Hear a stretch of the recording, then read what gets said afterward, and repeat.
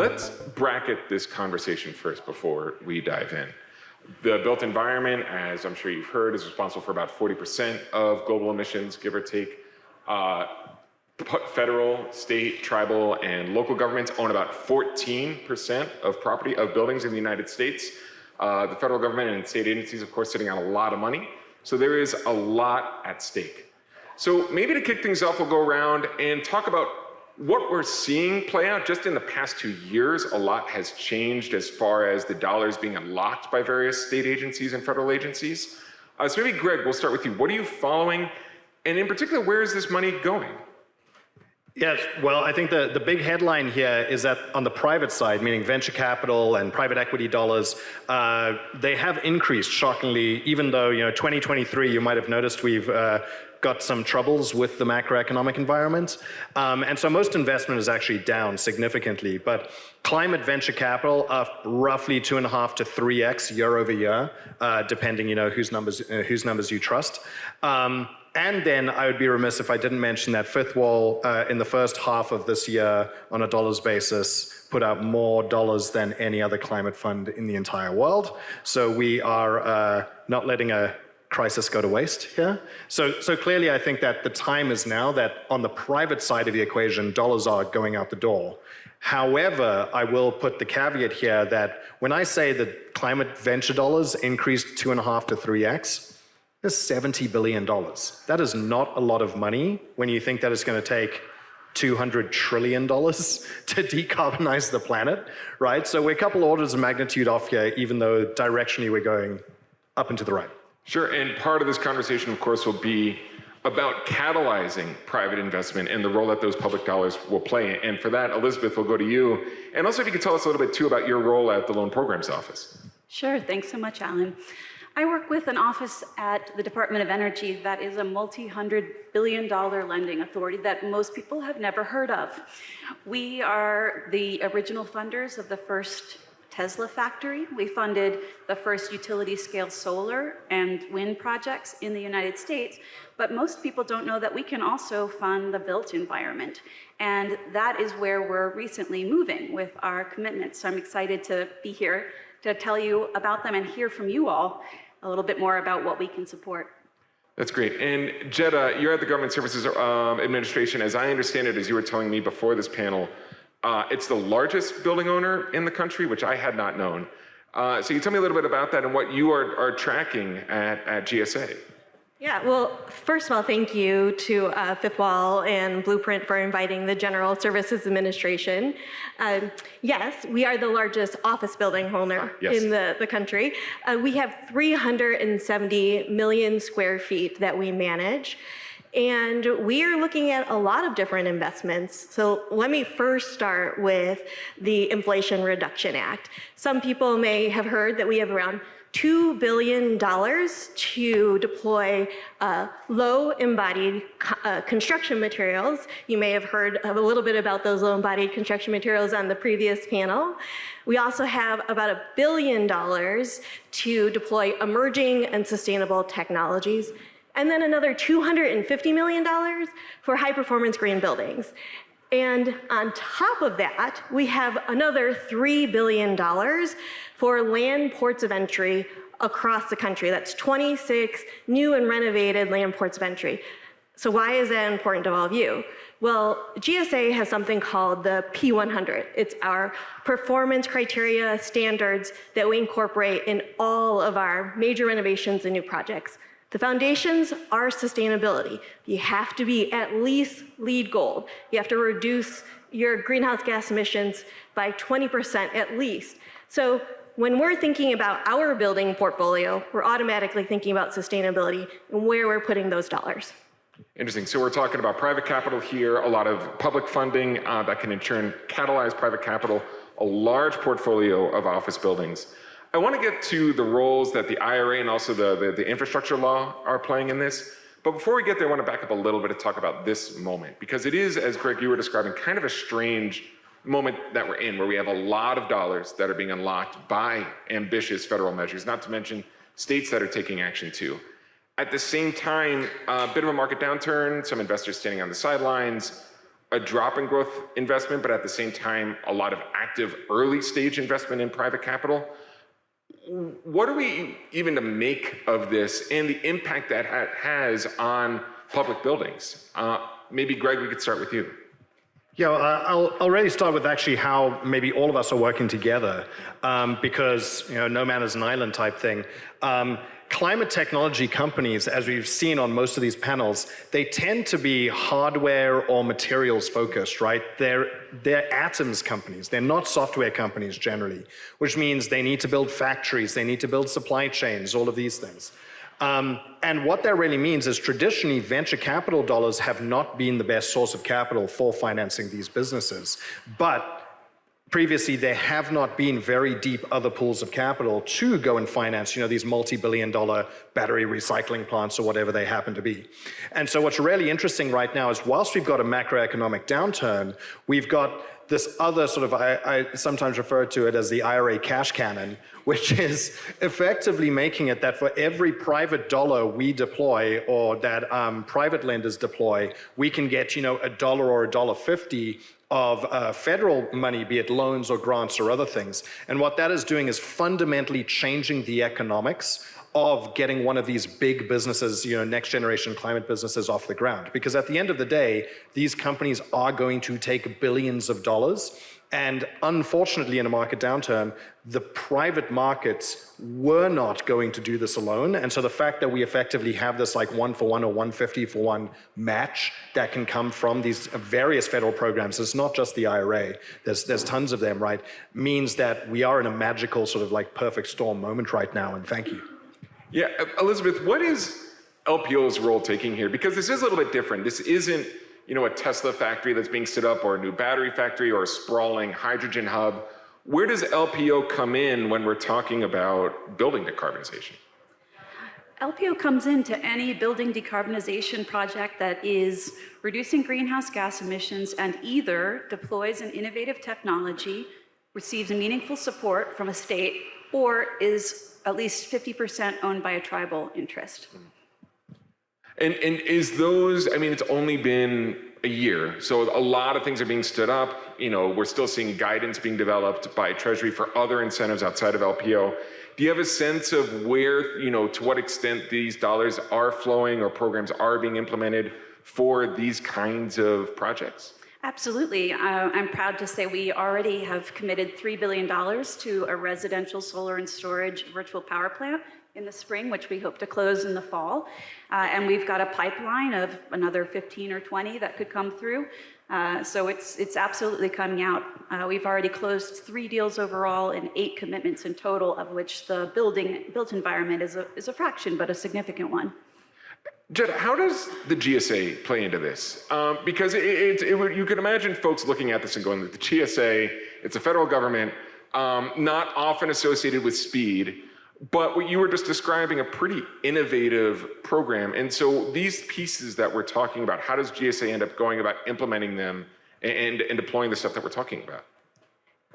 Okay, so I definitely want to talk about GSA, but I also want to answer your question a little bit about the kind of the downturn in the market. Oh, yeah. One of the other things that you're seeing from the federal government right now is significant coordination. The fact that we have bipartisan infrastructure dollars and Inflation Reduction Act dollars, we have the ability to figure out, okay, LPO is thinking about these kinds of technologies. We are focused on the demand. How can we work together to figure out, okay, that's a capital project. How do we make sure there's demand for that in the long run? So that coordination is really important as we're thinking about the broader market. And that's happening across a lot of different technologies. GSA's role is basically where the rubber meets the road. We have buildings. And so when we think about what our role is to accelerate deployment, we think about 3 things.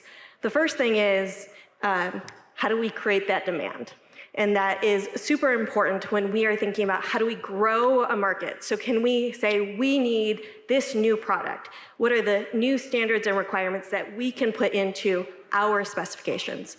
The second thing that we do to kind of accelerate deployment when we're thinking about procurement is how do we make sure that we're reducing risk? And so we do that through a program called the Green Proving Ground Program, which I'll talk about in a minute probably. And then the third thing we do is we try to make the market more transparent. And that means, how do we lead by example to show the rest of the industry that this can be done, that you can make sustainable buildings? How do we create those tools that everyone can use? The federal government can put that money into a project, and then how do we make sure everyone has access to that? So those are kind of the things that we do to accelerate the deployment of those technologies. And those programs that you were describing, how does that work? Does a startup come to you? Are those programs, I guess, essentially, is it through RFPs? Do investment firms come to you? How do they actually start working with an agency like GSA?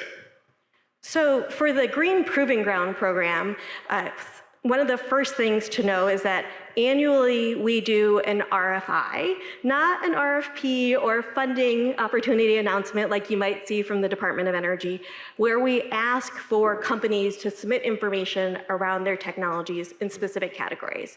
And I'm really excited because we talk about things like air quality technologies, chiller technologies. We're very interested in electric vehicle charging stations right now. And so we want to make sure when you see that RFI, you should submit information, because we don't do an RFP. The other way to engage with us, and this gets a little bit to the leveraging and like how do we bring private sector capital together with the federal dollars, is that you're seeing from GSA as well as across the federal government more performance contracting. So in June of this year, we announced about $1 billion of our IRA funding is going to leverage almost another $1 billion in private sector funding through performance contracts. That's going to allow us to electrify 100 buildings. And then 28 of those will be net zero. So if you're a company and you want to deploy in one of our buildings, you should be talking to those ESCOs, because they're doing a lot of the work for us. Sure, and just real quick, when you say performance contracts, you just describe real quick what that means. So a performance contract allows the federal government to have a company will then come in and do energy efficiency improvements for a building. Those savings that are received pays for those improvements. So there's no upfront cost for the federal government. Now, what we're doing with the IRA, though, is that some of those improvements are kind of expensive. There's a capital intensive part of that. So we're buying that down with the IRA dollars. And that's allowing us to put on solar panels, add storage, in addition to doing the efficiency. One of the things that I think about a lot, also my brother is a plumbing contractor, so I talk about this with him all the time, is the bridging the gap between the ideas and deployment, specifically with what's actually in the buildings, what's actually behind the walls, in the basements, on the roofs. For a building portfolio as large as GSA's, for what fifthwall is investing in, how do you think about and navigate going from what could be a great idea at a lab at an MIT versus what might be very different when you're looking at a multi-decade-old GSA building or a century-old building in New York City? Well, I can jump in. Sure, I always please.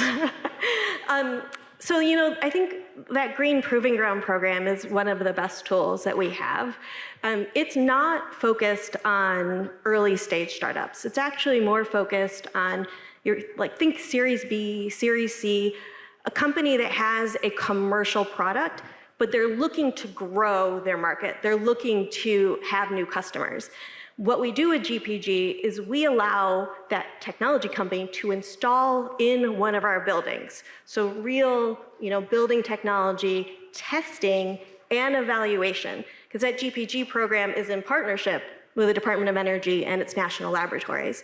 So when we do these tests and evaluate them, it's with the experts that can say, yes, this technology did what it said it was going to do, it performed, and then that kind of report is a bankable, you can take that to other people and say, look, we did this in a federal building, we can do this anywhere. Yeah, and I would actually just echo that. So without naming names, but we would be remiss if we didn't flog the portfolio. N0, Loop, and Cambio all in the Green Proving Ground this year. So thank you very much for the partnership there. But I think if we if we were to refer to the real estate industry as risk averse, that might be understating it a little bit, right? This is not an industry where you have people jumping to say, hey, I want to be the first person to roll out this technology across my 60,000 buildings, right? That is not what the real estate industry does. And so for our corporate partners to be able to look at that report and basically say like, oh, wow, this technology actually does work is critical. But I think you said a second thing, because it's bankable to the customers, but it's also actually bankable to a bank, right? Which means then you can go and get financing for the deployment of those technologies if those technologies pay for themselves over time. So I really can't overstate how important a program like this is, and being able to get access to the scale that the federal government can sort of throw at this. Yeah, and Elizabeth, I wanted to ask you too, and you might have to adjust what I'm about to say here, but when we were talking before the panel a few weeks ago, I thought you had mentioned, I know we're talking here right now about multifamily buildings, large office buildings. I think you mentioned that when it comes to LPO, a lot of the applications are for single family homes, is that right? That's right, and yeah. I'd love to see more on the commercial side. Yeah, so do you have a sense of what's driving that? Why there's such a volume of applications from companies focusing on single family residential homes versus these other types of properties? I think it's a couple of things. First, LPO works at a very large scale. Our average project is probably $1 billion, and a minimum project might be $150 million. So when you think about which areas can accumulate portfolios that are that large, but also have an established approach to credit, single-family residential with FICO scores is a well-known quantity, right? So in commercial and industrial, we're having to be more creative in our underwriting. The securitization markets aren't as familiar with those. But we at LPO have experts that understand that. And I think we're a great partner for that kind of project. That's interesting, and I think touches on something that I'm sure you have all talked about, that I think we've talked about, or have all separately had conversations about, which is sort of where the money is going as far as who's getting it, and what sorts of projects are being funded and where. So when we talk about bankability or being risk averse, historically that leaves out a lot of underrepresented communities, racially underrepresented, ethnically. To what extent, I guess, do you see GSAs or LPOs or fifth wall's role in being very intentional in thinking about where those dollars are going and not just going to traditionally white founders or white-owned buildings, that kind of thing? I could take that one. We have a very specific intentionality about how we are looking to deploy our funds as part of the Justice 40 initiative, where we're endeavoring to ensure that 40% of the benefits of the federal government's investments are realized by disadvantaged communities. So for example, in that Sonova commitment that I mentioned, we have a 20% Puerto Rico target, and have doubled the low FICO percentage of the portfolio as compared to recent issuances. It's not, we don't need to be all low income. We're still a financing institution, but we want to demonstrate to the markets that those sectors of the market perform as well.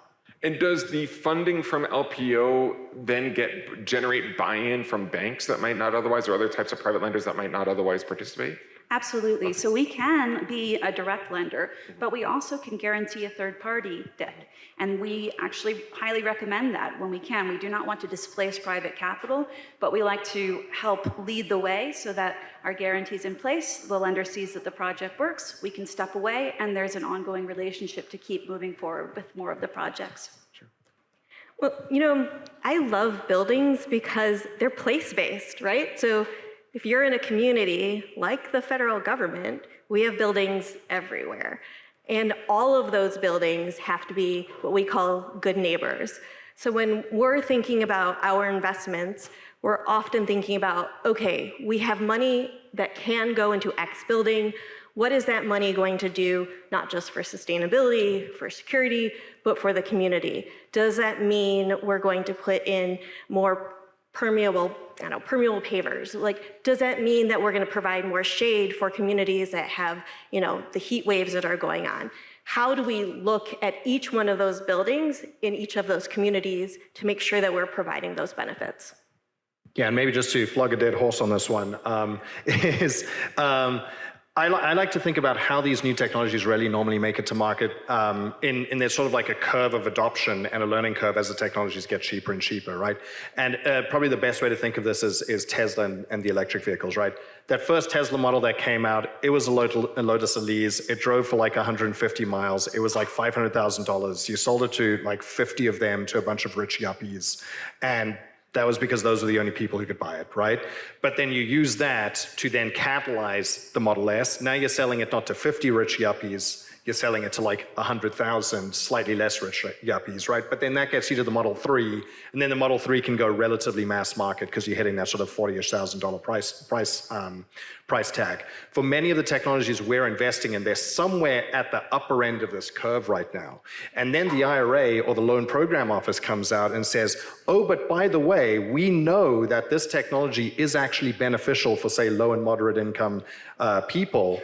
We are going to give an incentive in there. So if I use an example in our portfolio of span panels, they're smart breaker panels, they are frankly expensive, right? They are at their sort of like two-seater Tesla version of their model right now. They're like 10 grand to fully get installed. However, the IRA comes out and it has up to a $6,000 incentive if you need to upgrade your panel for an EV charger or for heat pumps in there, right? All of a sudden, that panel is now accessible to an entire segment of the market that probably weren't going to get access to this technology for like a decade, right? So we cannot do what we're doing in terms of bringing these technologies down the cost curve without what the federal government is doing to really help to drag them down the cost curve with things like these incentives. Sure. I want to ask, sort of I'll give you a choice of a choose your own adventure question here, which is, as we're talking about these things, right, what you think is being missed, or the thing that you think is talked about too much and makes you nuts. But in general, is there anything that you feel like in these panel discussions in the hallways here, when you're not at this conference and just talking with folks in this space, that needs to be focused on or brought up more? Oh, there are probably lots of things. But I think the thing that we're thinking about the most, and that I'm hearing a lot of people talk about, you know, as we start to electrify more of our buildings, and of course add more electric vehicle charging, we're also, you know, going to be drawing down more electricity potentially from the grid. And we also know, if you're in the energy space at all, you probably know that there's a significant permitting, interconnection, you know, siting problem that we have in the country. So how do we at GSA also figure out how we're going to bring on new carbon pollution-free electricity into those buildings? And we have a whole portfolio of activities around that, where we're working with utilities to ensure that we can bring on more green power. But we're also just trying to figure out, how do we just make our buildings more resilient and more reliant, or less reliant on the grid, both for, you know, greenhouse gas emission reductions, but for national security reasons. You know, one of the best examples I can give is we have a new grid interactive efficient building in Oklahoma City. It's the Oklahoma City Federal Building. You may remember this building as the building that was bombed in 1995. That building was rebuilt and recently had a major deep energy retrofit done on it, 41% reduction in greenhouse gas emissions. But also, it has new solar panels, new storage technologies, microcontrollers that allows basically it to have a brain so it can reduce its energy consumption from the grid, so it can be less reliant on the grid. It can put power out onto the grid to help make the grid more reliable. It can take itself off the grid for at least 3 hours. Those are the things that we're thinking about as we're looking at some of the permitting issues, as we're looking at some of the national security issues. I'd say we're very excited about virtual power plants as well. It's one of our priority technology areas. But in that space, I think what I don't hear enough of is these technologies, they're demonstrated, they're already happening now. From Texas to California, people are injecting into the grid, they're providing real-time grid service reactivity for buildings. It's not the future, it's now, and you don't need another pilot. Let's go big. Yeah, just to round this out, I'll give two examples, one that's boring and one that's even more boring. The boring one would be commercial scale heat pumps, meaning heat pumps for like 30-story skyscrapers. I'll give an example, and I'm not sort of naming names here because it's public information, but One Vanderbilt in Manhattan, LEED platinum building, they put millions of dollars into making this thing, cleanest, greenest thing that it ever could be. It is not going to hit local law 97 regs because they couldn't get a heat pump for it. So that beautiful, incredible, billion-dollar building is just being powered by natural gas burners in the basement, right? We actually here kind of need almost like a moonshot type of investment to get heat pumps to the scale where they can do this. Boring. Now for the super boring one. All of you flying into Vegas, if you came in whilst the sun was up, would have seen like there's just no solar panels on any of the commercial buildings out here. Any city that you go into, maybe it's like Prologis has some solar panels on some of their warehouses and then none of the other warehouses have any.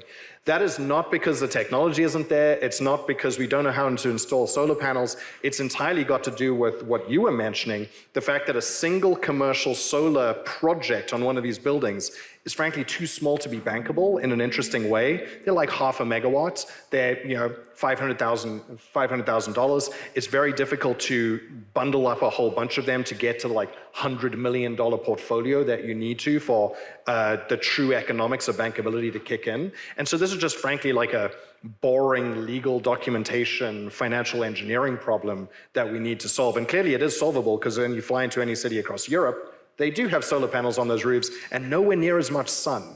So someone solved this. We could. Yeah, I think you each mentioned points I want to come back to. Jetta, I'll start with yours about the interconnection issue. To what extent are you finding utilities are sort of paying attention to this, grid operators are paying attention to this, are invested in, because everyone's got limited bandwidth, right? And so you can imagine grid operators and utilities triaging the issues that they're trying to look at. Everyone knows interconnection is a problem. To what extent are they giving their bandwidth to interconnection queues as they relate to the building space, maybe smaller portfolios of assets the way Greg was just describing? Well, so first of all, let me tell you a little bit more about the federal government. So we're the largest buyer of energy in the country. DOD, you probably know, buys a lot of their energy. They buy it for themselves. GSA, we buy all the power for the rest of the government. So this is a really important issue to us. The government has an all-of-government approach to how we're dealing and working with utilities, especially when we're trying to bring on new carbon pollution-free electricity. And the thing that we're hearing from utilities, because we have a strategy to actually work with utilities to understand what their needs are and how, as big customers, they can provide us the renewables that we want. We're actually getting very good reception. We signed an MOU with Entergy Arkansas in November of last year to provide carbon pollution-free electricity to all the federal buildings in its state with a 24/7 match. They put out a tariff in April. It took 1 month for that PUC to approve that tariff. The reason why the utilities care about this is not just because of greenhouse gas emission reductions. It's because in Arkansas, it's an economic development opportunity. So utilities and those public utility services are seeing the opportunities with these kinds of new technologies. They are looking at electric vehicle charging. What are the rate structures around that? So we've actually had very good reception in that area. Is there a sense that there is, even in spite of that kind of progress, a limiter or a throttle until there is some measure of permitting reform on the Hill? And I know you're at GSA, I know you're at LPO, there's probably a limit on what you can say in this forum, but to what extent is that weighing on the discussions and that are happening in your agencies or at fifthwall, and as far as the viability of projects that are inevitably connecting with the grids? I would say actually that some of the challenges folks have had around permitting have really driven the demand for virtual power plants, because the ability to reduce peaks is extremely valuable to utilities with everything that's going in, actually reduces the need to bring on additional resources as quickly. So I think utilities are very supportive of that type of project. I've seen a number that also have sort of streamlined approaches for small projects to help facilitate the kinds of projects that we're talking about. Yeah, I think that actually what we've, and I'm going to echo what you said, but maybe just a slightly different detail here, which is think of there's two sort of levels of permitting. One is like big interconnect, grid scale type things, massive backlog for all of those because frankly, just America doesn't have enough transmission, right? So yes, there's a permitting problem, but it's also like nowhere to plug the things into. But the backlog for permitting on the sort of smaller scale commercial building side, you can actually work around it by using these technologies for doing stuff behind the meter, right? So hey, it's going to take PG&E a year to bring me a megawatt of power into my parking lot for my EV charging project. Okay, that maybe isn't viable, or they're going to charge me $2 million to do that. So instead of doing that, put a big Our Next Energy battery in there, trickle charge that, and then dump power into the cars as they require it, right? So many of the technologies we're looking at, actually the fact that there is a backlog or a permitting problem is almost like a tailwind for those technologies to be used. I'd like to come back to something you said about, for example, heat pumps for large buildings, commercial scale heat pumps. And it's a question that you asked on your previous panel as moderator that I will then put in a version to you, which is how to get buy-in from property owners, especially large property owners, either because their one priority among others is to just prevent catastrophic building failures. So they don't want to tinker with things that might have been in place for some time, or it's just the perception that it's just not worth their time, that they've got bigger dollar items to pay attention to.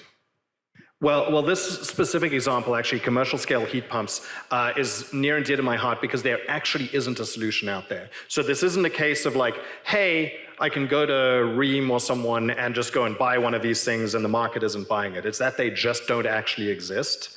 And so here, actually, the problem is more a case of we need to go all the way up the funnel to like tech development and get, funding into the universities to do the basic physics research to go and invent this new piece of technology, right? But I will say, in the spirit of your question, right, where an example where this might be more of a case would be in, say, single-family heat pumps, where the Loan Program Office would love to go and finance these things going out, and then single-family residential real estate owners, the builders needing to have regulations or incentives put in place to put those in, not because the heat pumps aren't good. It's actually just because typically the general contractors who are used to building these things and designing them, they're just used to doing it the way they've always done it, right? And going and buying the traditional gas furnace that they've always done, this is a slow-moving industry. Now, what is very encouraging is we actually saw last year, for the first time in America, heat pumps outsold gas furnaces. And it's actually like a complete crossover point. So even in the slow-moving, boring industry, right, where you've got mom-and-pop contractors who are doing the work, we are actually starting to see things like the incentives coming out of the IRA moving them along. So we've got just a couple minutes left here, so to wrap up, this is going to be followed by other conferences, panels, cocktail receptions, happy hours, etc. As you head to those events, what will you be telling people? What are you talking about? What excites you most? What are you urging everyone to focus on in the weeks and months ahead? And maybe Jetta, we'll start with you. Two things. First, if you are working on low-embodied carbon materials, please get an environmental product declaration together because we need that to buy your material. Second, because a lot of our money and our technologies are going to be deployed through performance contracting, talk to those ESCOs. And Elizabeth? For us, it would be virtual power plants. We're open for business. Come to us with your big virtual power plant projects. We're publishing a liftoff report shortly on the path to $100 billion of deployment in virtual power plants. That is across federal government agency effort. And I'll keep mine simple on the building and real estate side. If you own, operate buildings, anything like that, and you have any connectivity to fifthwall, which I assume you do because you're here, please tell us what your problems are. Like, what are the actual real world things you are bumping into issues with, be it EV charging or solar or anything, frankly, like even hemp insulation, whatever. Just tell us about it so we can go and find the technologies to go and solve it. That's the simplest thing. All right. Well, thank you very much. It's been a pleasure.